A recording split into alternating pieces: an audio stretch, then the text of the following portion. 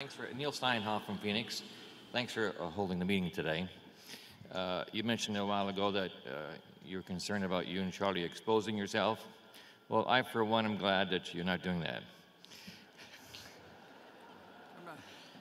Since 1999, the Berkshire Hathaway stock has really not gone up appreciably, whereas gold has gone up multiple times. I don't own your stock for the glamour. I want to earn money. What happened?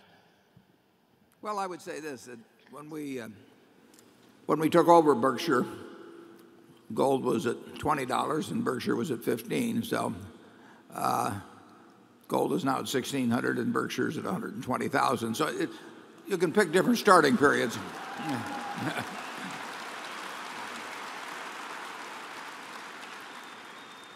Obviously, if you pick anything that's gone up a lot in the last month or year, I mean, it will beat 90% of or 95% of other investments. But the one thing I would bet my life on, essentially, is over a 50-year period, not only will Berkshire do considerably better than gold, but common stocks as a group will do better than gold, and probably farmland will do better than gold. I mean, if you own an ounce of gold now and you caress it for the next 100 years, you'll have an ounce of gold 100 years from now.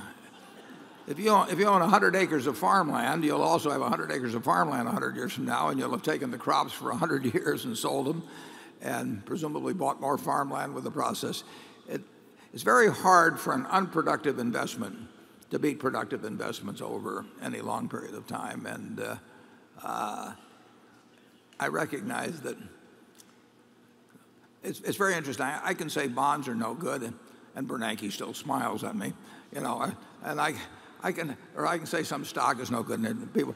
But if you say anything negative about gold, I mean it arouses passions with people, which is kind of fascinating, because usually if you thought through something intellectually, it shouldn't really make much difference what people say. It should be the question is whether your facts are right and your reasoning is right. But when you run into people that are really excited about gold, and I came from a family where my dad loved gold, and he was tolerant. He could take a discussion of it. I find many people have trouble with it. Charlie? Well, I have never had the slightest interest in owning gold. It's a much better life to work with businesses and people engaged in business. I can't imagine a worse crowd to deal with than a bunch of gold bugs.